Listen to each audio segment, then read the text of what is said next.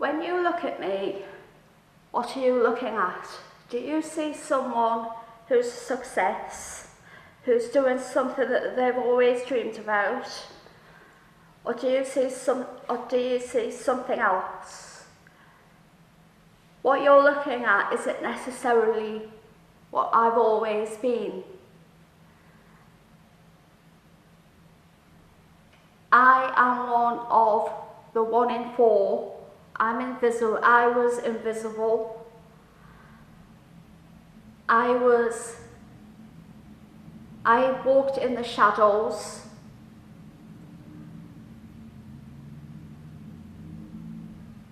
And I didn't have much of a life at all. I have a history of mental health issues.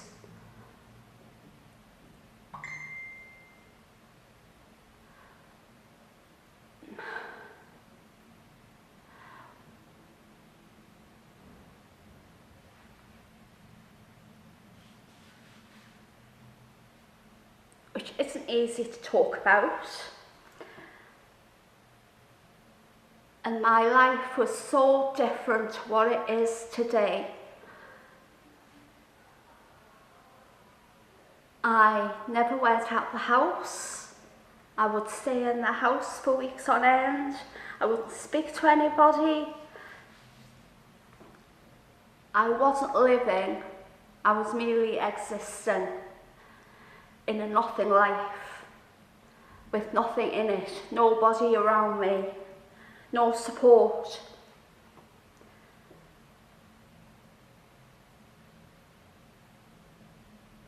When I was younger, my life was so different.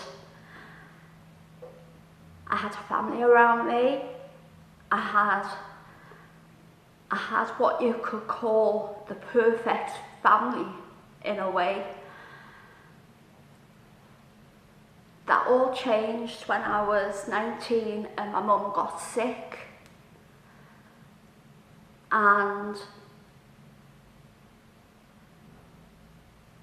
that changed the whole setup of the family.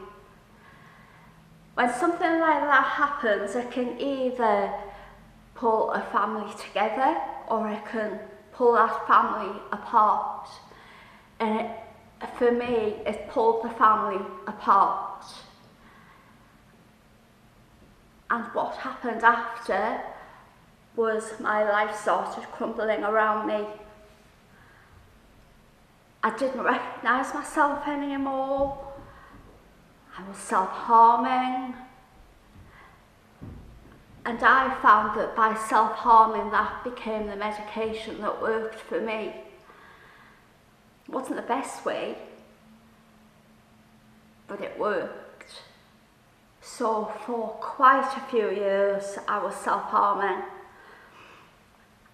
Up until 5 years ago, I was self-harming. And it made me feel better by doing that. It made me feel something that I hadn't felt before. And a lot of people think that when you self-harm, you're trying to end your life. You're not, you're just trying to get through what you're going through and to get out the other side as best you can. And it's not the best way of doing it, but it's what I did. So I eventually had a breakdown when I was 27, ended up in hospital, which I went to voluntary, and when I came out, I made out that I was feeling better, but in fact I was just putting it on so that everybody else felt better, and I was just feeling exactly the same. So then I went back to the self-harming again, which I did worse than I did before. Ended up that I got MRSA, So I was just in this perpetual cycle of hurting myself constantly, but feeling better for doing it. So all up through that time, I felt like I was hanging by a thread, and I felt like any moment that thread could get cut and then I would be lost forever, and I didn't know what I was going to do if that happened. Probably end up dead, to be quite honest. But so 2009, my dad passed away, and that was what cut the thread, and I had another breakdown. Ended up in hospital again, and this time I got all the help that I needed, and when I eventually came back home, I had a network of support around me that helped me. So through that, my support worker told me about this community art studio that was just around the corner from where I lived, and this art studio was specifically for people who had mental health problems. And I can honestly say that that art studio and going there, meeting the people who are some of the best people that I have ever met, saved me. I know that's a big thing to say, but it actually did. It gave me a reason to get up in the morning, to get dressed, to make myself look alright. And then when I went to the studio, I was with like-minded people who, without me even talking about how I was feeling, knew how I was feeling because they were going through it. So through that, amazing things happened. I was given opportunities that I never thought I would ever get. For example, there was a project at the Baltic that I was involved with that was one of my proudest moments. Never thought in a million years that I would have some of my work in the Baltic. But I did. That was in 2014. I'd been in the art studio for about a year, I think. And that whole experience just totally changed my outlook on life. It made me see that if you put your mind to something, that you can do it, as long as you're given the tools and the space. Then what happens is eventually you get the belief that what you're doing is alright, that is good. And through the Baltic, I got a place at college in Tynemouth, doing a foundation degree. I did my first 2 years of college, and then I came to Sunderland University to do my third year. I'll talk a bit about that in a minute. So going to college was the next big step for me, and it was something that I thought long and hard about because I didn't know if I was ready. It was the first time that I would be doing something in mainstream education after being out of education for so long. And I kept trying to talk myself out of it because I thought, well, it's just going to go wrong because everything up to that point I'd got so far, and then something would happen that would knock me back, and I was back at square one again, and this was what I was worried about all the way along, that the same thing would happen. So it was a tough 2 years. It was a lot to get my head around. And then when the option to come to Sunderland University came up that I could do, at first I wasn't too sure about it because I thought it might be a step too far. And then when I started talking to my friends about it and other people, they all said, well, what have you got to lose? You know, give it a go. If it doesn't work, then it doesn't work, but at least you've tried. And you don't want to get to the end of your life and say, wish I'd done that. And I hadn't. So I decided to apply, just taking it one step at a time, not even thinking that I would get an interview. Got an interview, which I was really pleased about. Went to the university, had my interview, and I got a place where that was on the BA in Fine Art. And that moment was just something that I'd never thought was possible. If you told me like 6 years ago that 6 years later I would have a place at university and I would be doing something that I was loved, I would have laughed at you. Because it would just seemed so far off, but was actually going to happen, and everyone was just so pleased for me that I'd stuck it out and I'd got to the point of actually getting a place. So starting university was difficult to say the least. Coming into the third year, because I was classed as a top-up student, so I came straight into the third year, was difficult because the other students, the majority of them, had known each other for the last 2 years, and the only people that I knew were the people that had come up from college with me. So it was strange, felt a bit alien. And it was a total different way of working, which kind of floored me to start with, because we'd been used to working on a piece from start to finish, where it was a totally different way of working.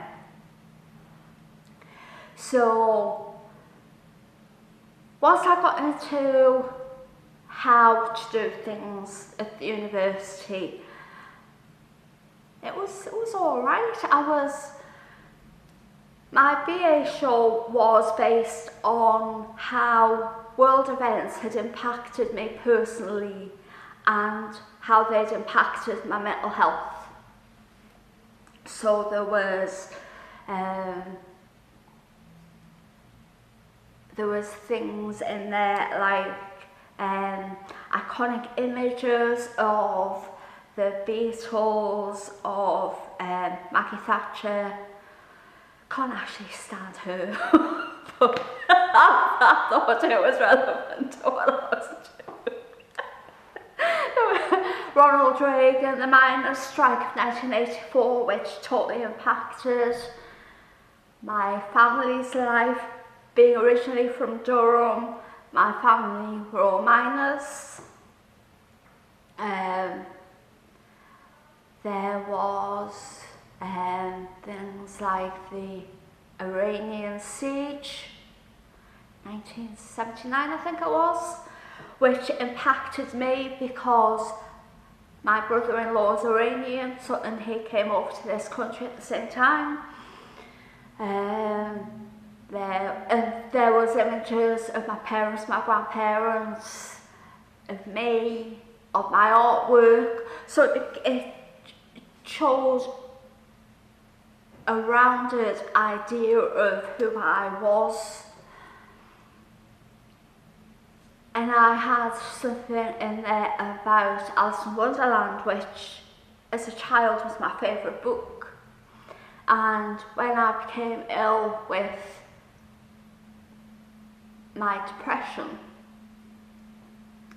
I started seeing Alice in Wonderland in a different way. Because if you think about it, the story of Alice in Wonderland is all about this girl who goes to this fantasy world. And when she comes back, nobody believes her. And that was a bit like me. When I was really ill, I went to this imaginary place where everybody was happy, where everything that I loved was there. And I didn't want to go back to the real world because there was nothing there. Everyone that I loved had gone, everybody that was still alive had deserted me. And it wasn't a very nice place to be in. Even though it was the real world, I didn't want to be in it. But I didn't want to not be in it, if that makes any sense. So that was in my BA show. And I think it came across really well to people who saw it, that got what I was trying to say. And the feedback that I got was really positive. There was some people who kind of walked in and then walked out straight away because, well, I didn't know what was going on in their lives, and they could have been going through something that they didn't want, that kind of they didn't want to think about at that moment. I don't know. But I've found that when you get to the point of putting a show on, you've spent nearly a year, working on it, putting your whole self into what you've done. So when you've been working on something for a year, it becomes very personal to you because you put so much of yourself into it. But when it comes to putting a show on and letting people come and see it, to a certain extent, you have to give it over to the people who have come to see it, because they can only take what you've put up in the show. They don't know all the backstory that goes with it. So, on the whole, the feedback that I got back from a BA show was really positive, and I felt so good about myself that so many people were going to see it who I didn't know. And hopefully they took something away from it. So when it came to the graduation, that was such an emotional day. I think that's been one of my most emotional days. And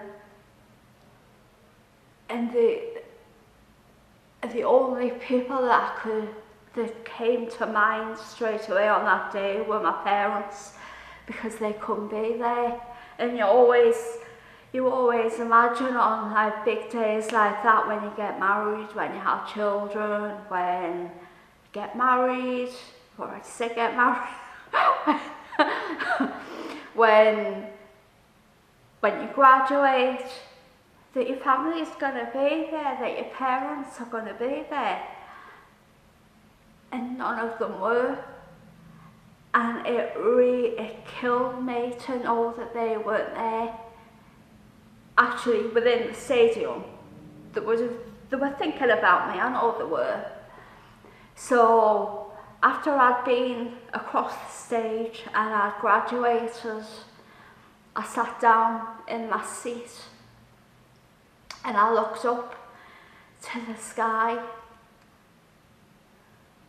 and I said, I hope I've made you proud, Mum and Dad. And I think they would have been so proud of me that I got that far, that I'm doing something that I love doing, that I get a lot out of. So then in October of last year, I got a place on the MA course, and it has always been my plan to do the MA with what I want to do in the future. Knew it was going to be more difficult,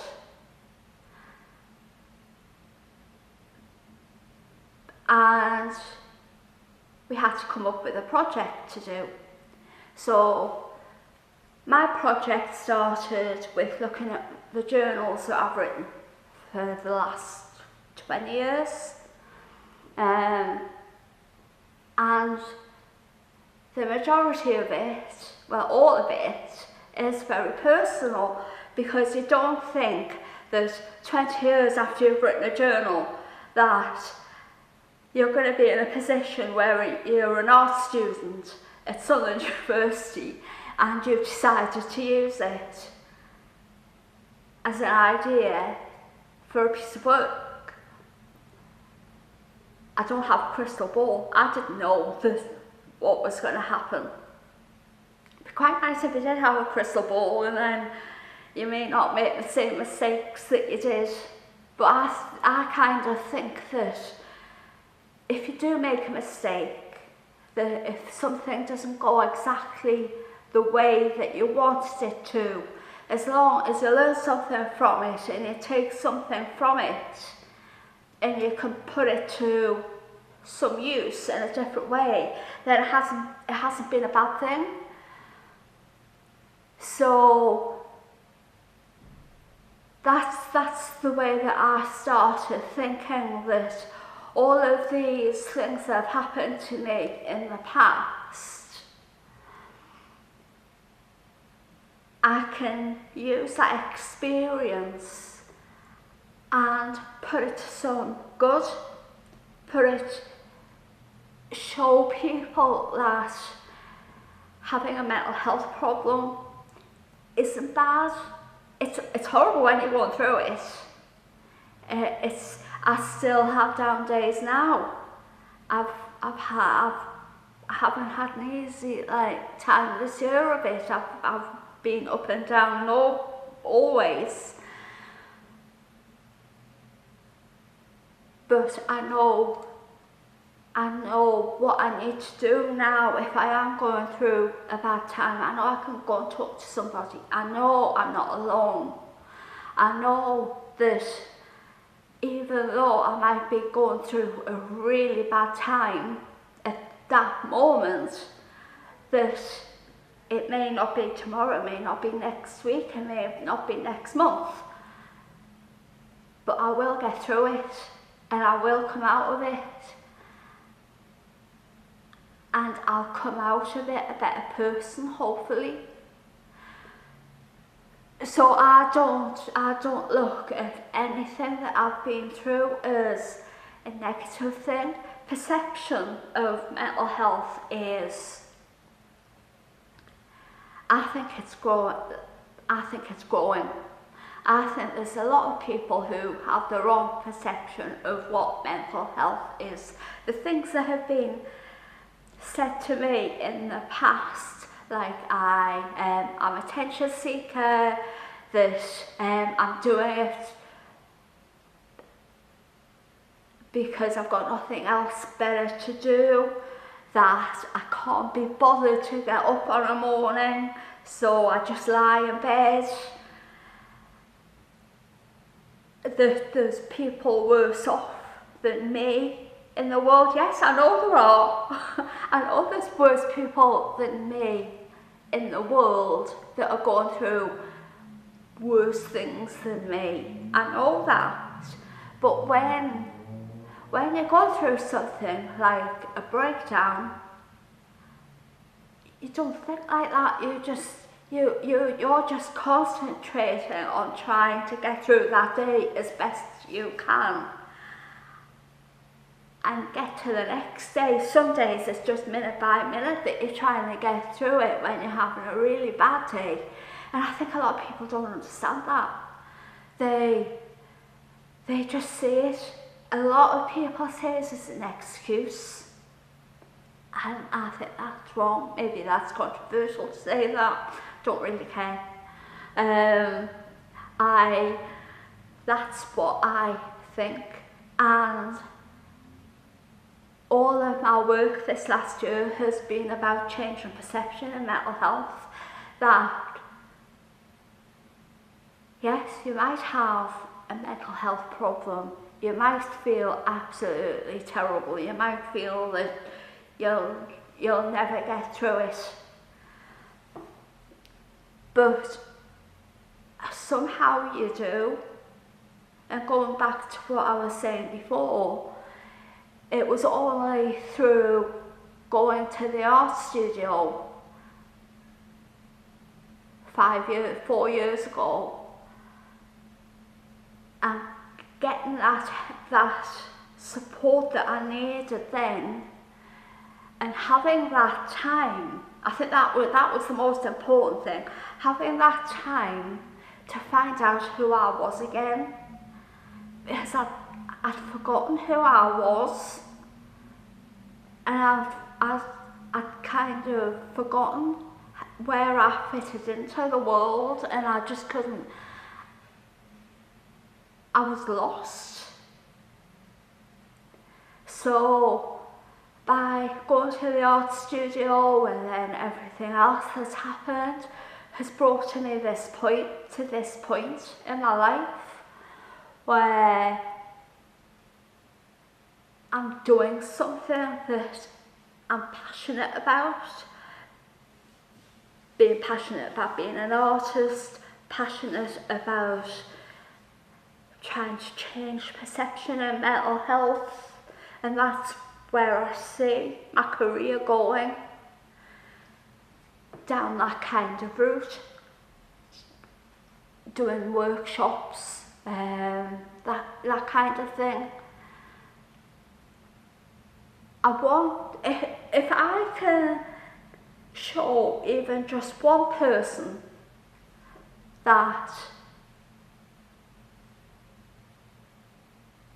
you will get through this and you will come out the other side, and there is something there that you can do. And it may not be going to university. It may be like, whatever your passion is, you can do it, and you can show all those doubters. And I've had a lot of doubters in my time, believe me, who turned around to me and said that I would never achieve anything, that this was my lot in life, and that I made my bed, so I've got to lie in it. And I've proved them all wrong. Not for them. I've done all this for me. Because I think at the end of the day, if you're going to do something, you have to do it for yourself. You've got to be quite selfish as well. And you've got to work bloody hard.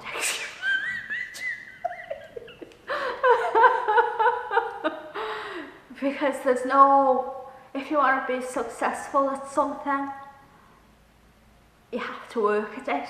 It's not going to happen overnight. This is 4 years down the line for me, and I've still got a lot to learn. I'm still learning. So yeah, it's been quite a journey, and it's one that I'm proud that I made, that I've come out the other end, and And quite possibly there's going to be times in the future that I have bad times, but I know that I'll get through it.